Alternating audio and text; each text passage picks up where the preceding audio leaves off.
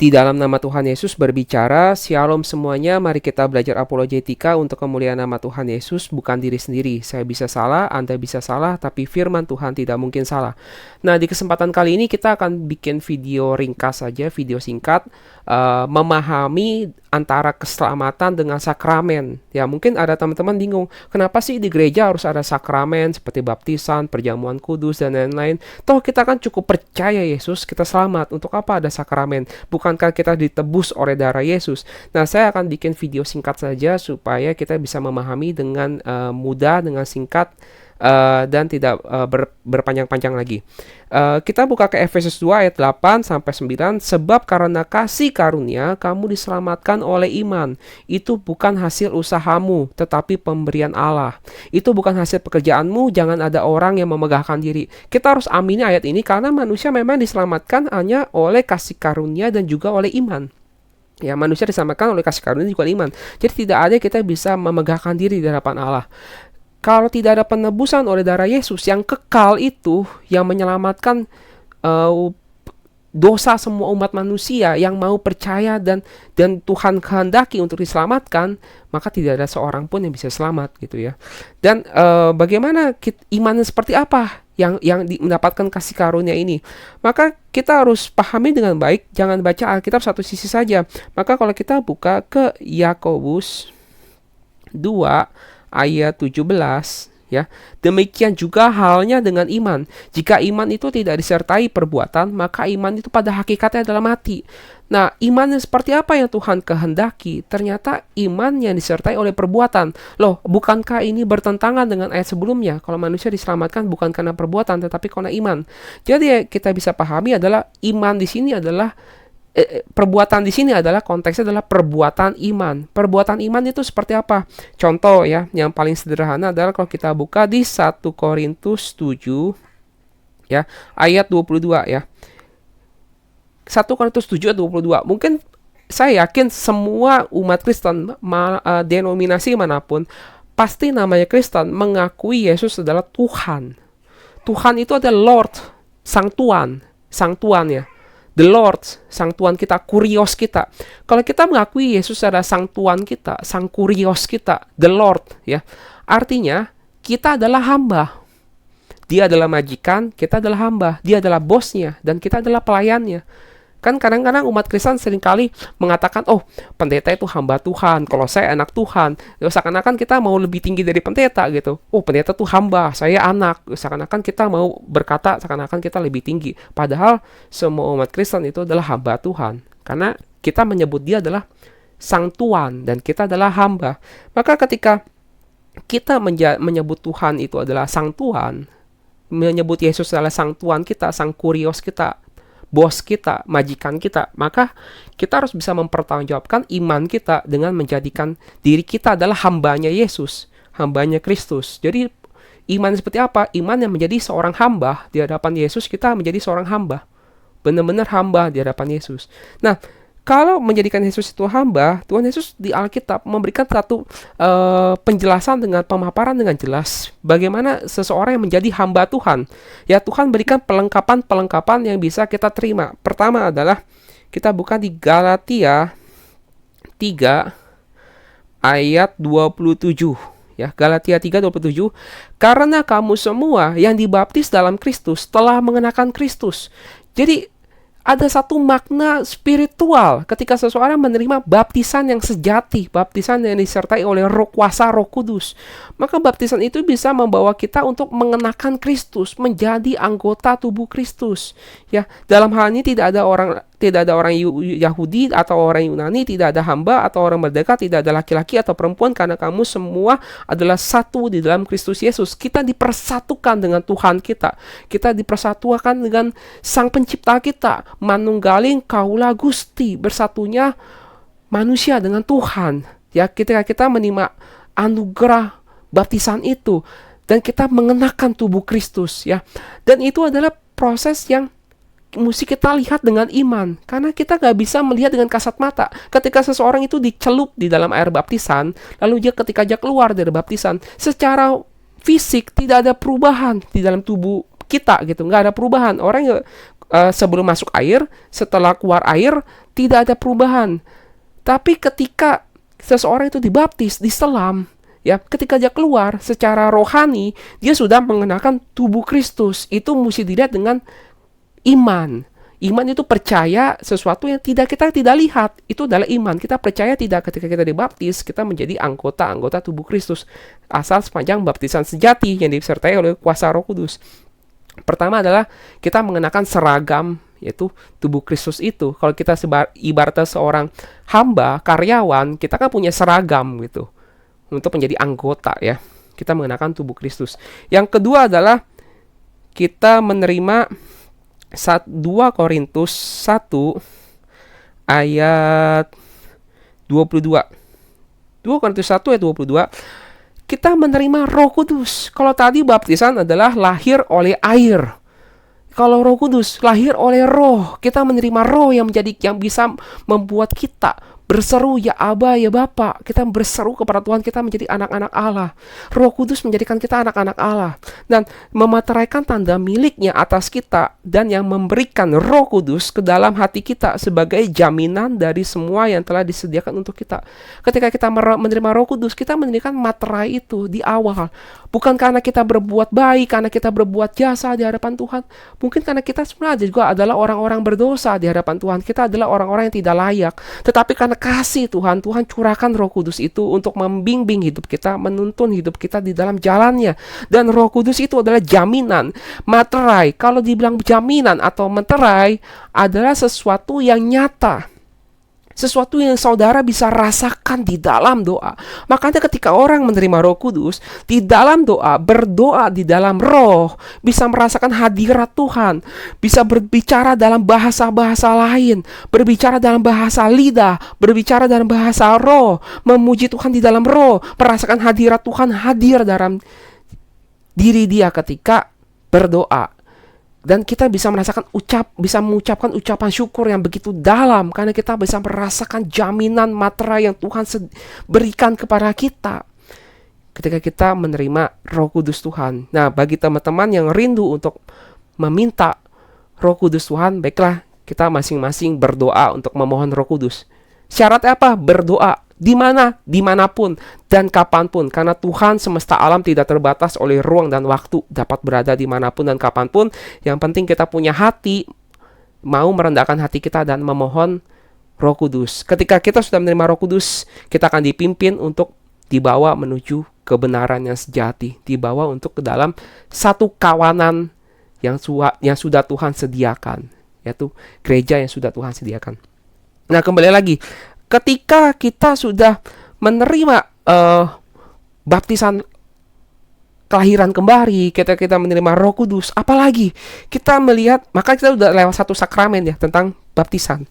Apalagi kalau kita buka ke 1 Korintus 10 ayat 16, 1 Korintus 10 ayat 16, bukankah cawan pengucapan syukur yang atasnya kita ucapkan syukur adalah persekutuan dengan darah Kristus? Bukankah roti yang kita pecah-pecahkan adalah persekutuan dengan tubuh Kristus? Karena roti itu adalah satu, maka kita sekalipun banyak adalah satu tubuh, karena kita semua mendapat bagian dalam roti yang satu itu. Ketika kita sudah menerima baptisan sejati, baptisan yang bukan cuma katanya simbol-simbol itu, bukan, kita percaya di dalam baptisan yang sejati, kita sudah mengenakan Kristus, menjadi anggota tubuh Kristus, lahir baru, menjadi manusia baru. Ketika kita dipersatukan di dalam satu tubuh Kristus, Tuhan ingin kita mengingat itu, yaitu mengingat dengan perjamuan kudus. Perjamuan kudus memiliki dua arti. Satu arti kita memperingati kematian Tuhan. Kita mengingat Tuhan sudah mati menembus dosa umat manusia di dalam perjamuan kudus itu. Dan di dalam perjamuan kudus itu kita mengingat, kedua adalah kita mengingat kita semua sekalipun jemaat berbagai macam latar belakang, suku, bangsa, bahasa, dan macam-macam tapi kita disatukan oleh satu tubuh Kristus. Maka kita melakukan sakramen perjamuan kudus.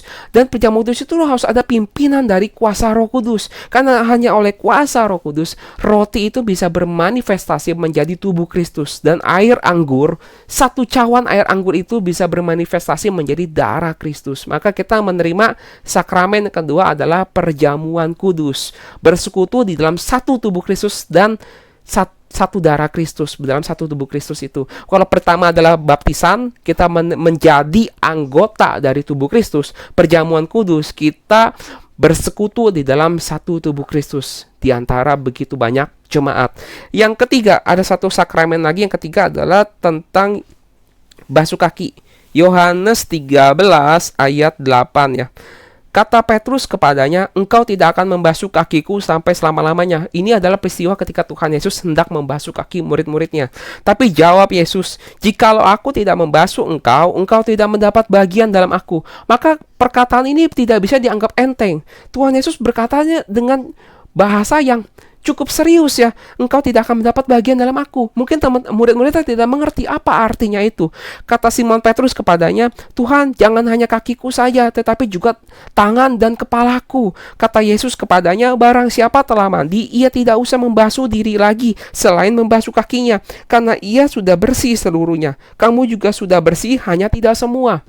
Nah, apa maksudnya mandi? Kalau kita mengingat mandi dalam konteks Alkitab, kita teringat tentang baptisan. Ya, Tuhan Yesus juga mengerti, memahami kalau kita sebagai umat manusia, ketika kita sudah lahir baru, menerima sakramen baptisan, menjadi manusia baru, kita pun ada kecenderungan untuk berbuat dosa. Langkah kaki kita seringkali melanggar ke arah dosa. Maka ketika melalui sakramen basuh kaki ini, kita mengingat kasih Tuhan. Ketika Tuhan sudah membasuh kaki kita melalui apa? Melalui para pekerja kudus. Para pekerja kudus itu diaken, pendeta, mereka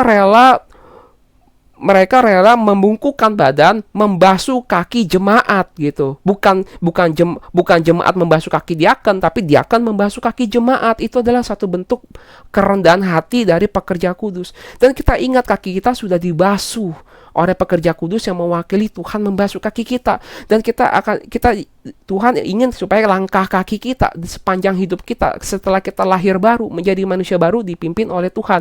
Maka ada 3 sakramen. Yang pertama adalah perjamuan kudus. Yang pertama adalah baptisan menjadi anggota tubuh Kristus. Yang kedua adalah sakramen perjamuan kudus, bersekutu di dalam satu tubuh Kristus. Yang ketiga adalah basuh kaki kita dilengkapi untuk kita bisa berjalan bersama Tuhan, dan itu pun harus dilalui dengan langkah iman ya. Dan setelah itu yang terpenting adalah, dan yang paling sulit adalah melewati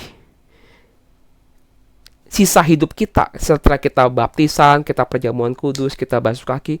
Langkah hidup kita adalah apakah kita sebagai hamba benar-benar mengerjakan perintah bos kita, perintah atasan kita, yaitu Tuhan Yesus ya.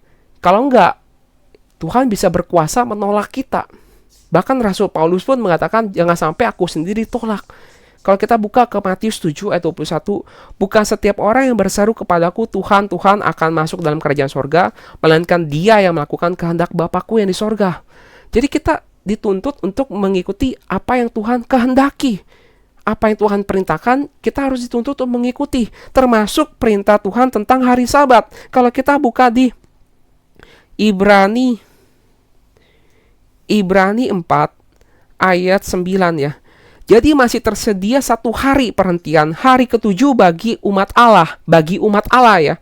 Sebab barang siapa telah masuk ke tempat perhentiannya, ia sendiri telah berhenti dari segala pekerjaannya, sama seperti Allah berhenti dari pekerjaannya. Karena itu baiklah kita berusaha untuk masuk ke dalam perhentian itu, supaya jangan seorang pun jatuh karena mengikuti contoh ketidaktaatan itu juga. Nah, di sini kita bisa memahami ya, di dalam 10 hukum Tuhan ya, 10 commandment ya, itu ada satu hukum keempat adalah tentang hari Sabat, hari yang dikuduskan Tuhan. Mungkin orang menganggap semua hari sama saja. Iya, semua hari itu sama saja, tetapi konteksnya adalah hari yang dikuduskan Tuhan, bukan kita yang mengkuduskan. Kalau saya bilang semua gunung sama saja, ya semua gunung sama saja. Tapi karena Tuhan menguduskan gunung Sinai, Karena gunung Sinai Tuhan kuduskan. Kalau ada bangsa Israel berani menyentuh gunung Sinai saat Tuhan datang di tengah-tengah umatnya, matilah bangsa itu. Kalau dia berani memegang gunung Sinai saat Tuhan datang turun di atas gunung Sinai itu, habislah bangsa Israel. Kalau dia yang berani ya, tapi kan bangsa Israel nggak berani, karena itu adalah Tuhan menguduskan gunung itu. Begitu juga dengan semua hari itu pada dasar sama saja, tetapi Tuhan yang menguduskan hari Sabat. Jadi hari Sabat menjadi hari kudus, Tuhan yang kuduskan. Tapi masalahnya adalah bagaimana kita memegang hari Sabat. Tentu saja kita memegang hari Sabat dengan pemahaman yang sudah disempurnakan oleh Tuhan Yesus. Kita memegang hari Sabat secara rohani, bukan seperti orang Yahudi memegang hari Sabat. Kita memegang Sabat di zaman kasih karunia, Sabat kudus yang kita memegang dengan cara yang lebih baik ya. Kita ingat ada hari ke-7, hari penciptaan. Ketika kita menghadapi seluruh masalah, kita ingat ada Tuhan Sang Pencipta. Kita ingat hari Sabat, ada Tuhan kasih pola 6 hari. 6 hari mana turun di padang gurun, hari ke-7 mana tidak turun. Tapi Tuhan sudah berkati di dalam 6 hari itu. Kita walaupun kita tidak bekerja di hari Sabat, Tuhan sudah sudah berikan kita berkat untuk kita mencukupi hari kita selama 7 hari. Ketika kita ingat hari Sabat, kita ingat ada Tuhan Yesus yang sudah melakukan penyelamatan itu. Seperti kalau bangsa Israel ditekankan memegang hari Sabat, karena ingat mereka adalah bangsa yang ditebus dari Mesir, dilepaskan dari perbudakan Mesir. Kita ingat tentang hari Sabat, kita adalah orang-orang berdosa yang sudah dilepaskan oleh Tuhan Yesus. Dan hari Sabat masih ada satu hari yang belum tergenapi, yaitu tentang perhentian kekal di sorga. Ya, masih ada satu hari Sabat yang kita nantikan, Sabat kekal di sorga. Hidup di dunia hanya sementara, kita akan menghadapi Sabat kekal di sorga. Dan Sabat di dunia secara rohani itu adalah menggambarkan kita berusaha untuk hidup seperti latihan untuk bagaimana merasakan hari yang Tuhan kuduskan, hari Sabat, untuk menanti Sabat kekal di sorga. Nah, yang terakhir adalah bagaimana kita tidak sempurna sebagai manusia. Kita tidak sempurna dalam melakukan banyak hal. Kita seringkali melakukan hal-hal yang mengecewakan hati Tuhan. Kita membuat Tuhan sakit hati dalam hidup kita. Bahkan mungkin kita malas dalam pelayanan. Seperti kita buka ayat terakhir ya, Lukas 17 ayat 10.